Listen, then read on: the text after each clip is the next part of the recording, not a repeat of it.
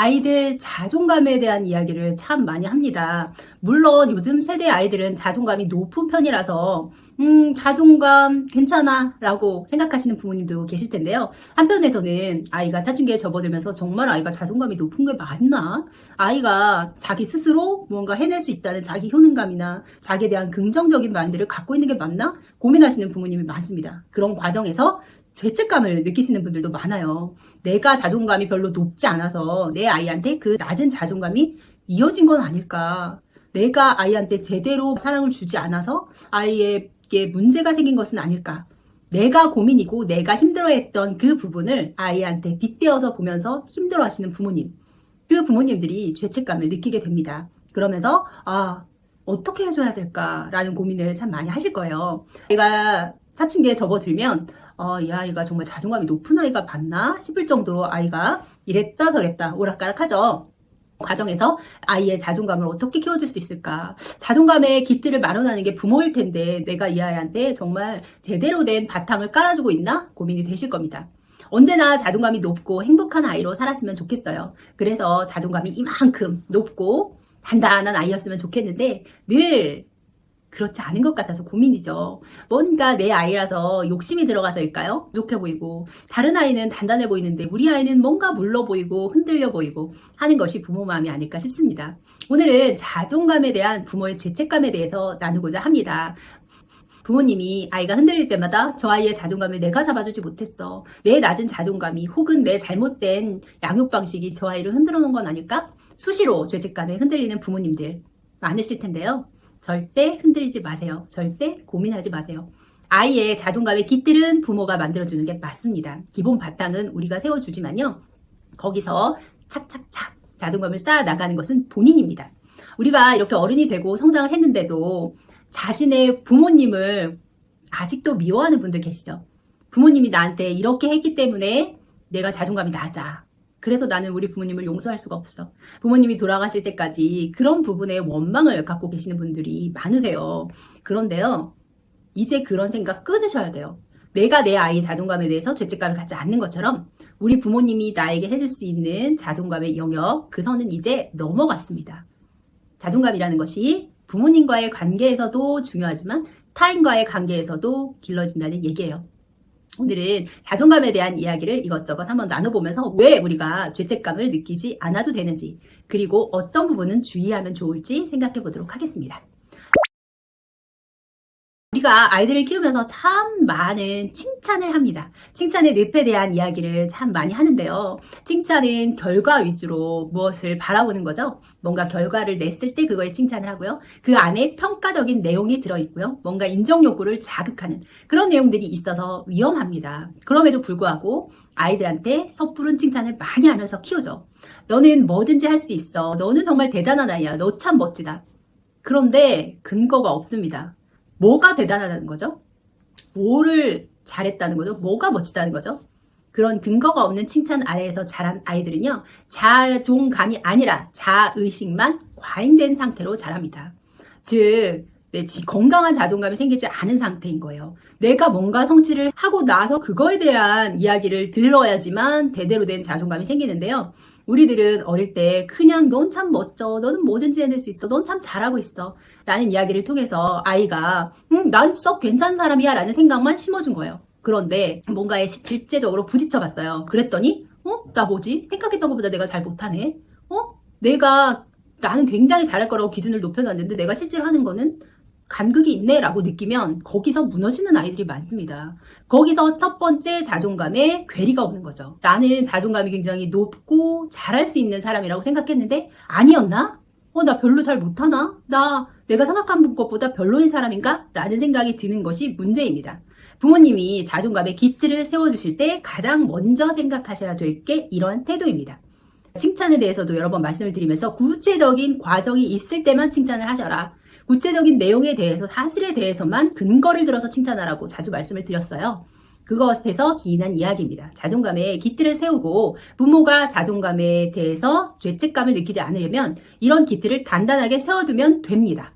그래서 아이가 무언가를 성실하게 해내고 꾸준하게 해내는 과정에 대해서 칭찬을 해주세요. 그러면 아이가 괜히 자의식만 넘쳐서 아무 밑바탕도 없이 나는 잘난 사람인데 라는 생각에서 벗어날 수 있습니다. 그런 생각이 밑바탕에 깔려있으면 아이가 평생 살면서 힘들어요. 나는 굉장히 잘난 사람인데 뭔가를 해봤을 때 제대로 안 돼. 그러면 나 자신한테 뭐라고 나를 설명할 건가요? 힘들어지거든요. 아이가 힘들지 않는 바탕을 위해서 구체적이고 과정 중심의 칭찬과 인정을 해주세요. 그러면 자존감의 깃들은 마련이 되고요. 부모의 역할은 거기까지입니다. 이제 그 다음 자존감이 세워지는 것은요.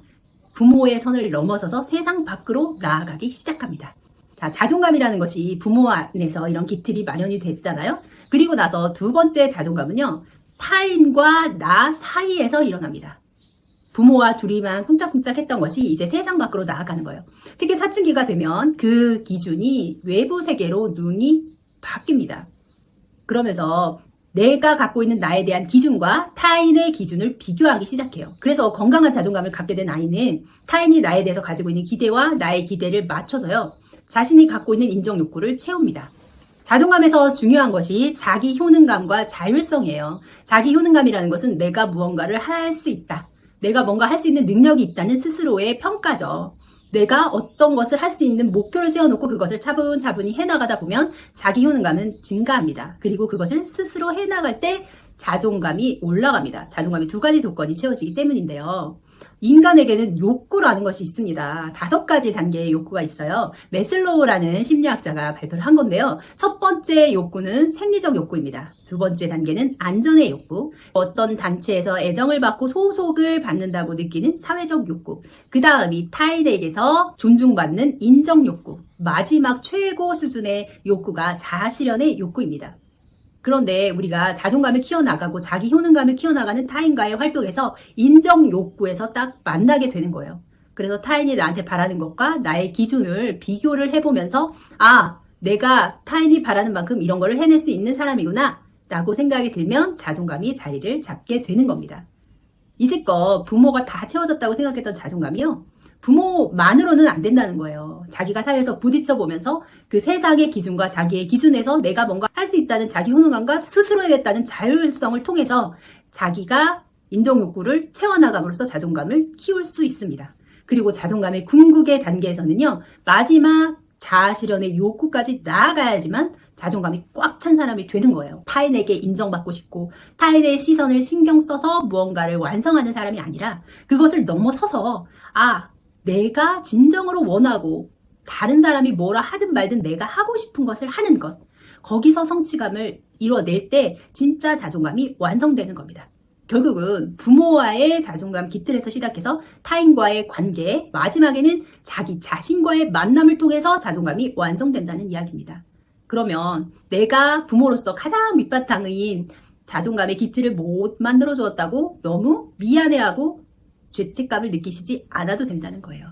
결국은 아이가 살아가면서 내가 만들어 놓은 깃들에 자기 스스로 사람들과 부딪히면서 만들어가고 그 단계를 넘어서면 자기 스스로 자기 자존감을 완성해 간다는 겁니다. 아직 나의 원부모에게 나 자존감을 왜 이렇게 낮게 키워줬어? 라고 원망하시는 분들이 있다면 이런 부분에서는 반성하셔야 돼요. 부모를 원망하는 것보다는 내가 그 과정에서 조금 더 부딪히면서 나를 키우지 않았구나 라는 부분을 생각을 하셔야 됩니다. 깃들이 없어서 더는 못 나갔어 라는 이야기는요. 좀 비겁한 반응입니다. 내가 제대로 된 자존감의 깃들을 못 만들어서 좀 시간이 오래 걸릴 수는 있어요. 하지만 외부 사람과 만나고 부딪히는 가운데서 내 자존감을 충분히 길러나갈 수 있다는 얘기입니다. 자존감에 대해서 우리는 부모가 정말 큰 역할을 한다고 생각해요. 물론입니다. 깃들을 잡아주고 어떻게 세상을 살아가고 사람들을 대하는지를 알려주는 것은 중요한 일이 맞습니다. 하지만 자존감을 모두 다 부모만이 채워줄 수 있다는 오해에서 벗어나셔야 될 것 같습니다. 내 자존감이 낮다면 일단 내 자존감을 높이는 일부터 시작하세요. 자, 자존감을 높이는 거 어떻게 할 수 있을까요?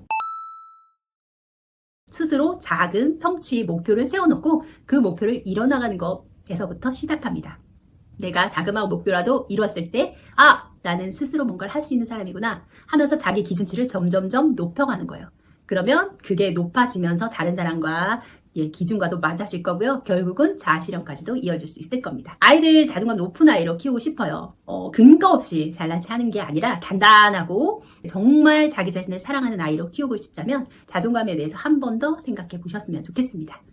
아이의 자존감 때문에 너무 미안해하지 마세요. 다만 아이가 무언가를 스스로 성취해 나갈 때 그 옆에서 박수를 쳐주시고 진심으로 기뻐해 주시고 응원해 주시는 것만으로도 아이가 제대로 성장할 수 있는 충분한 조건이 되지 않을까 싶습니다.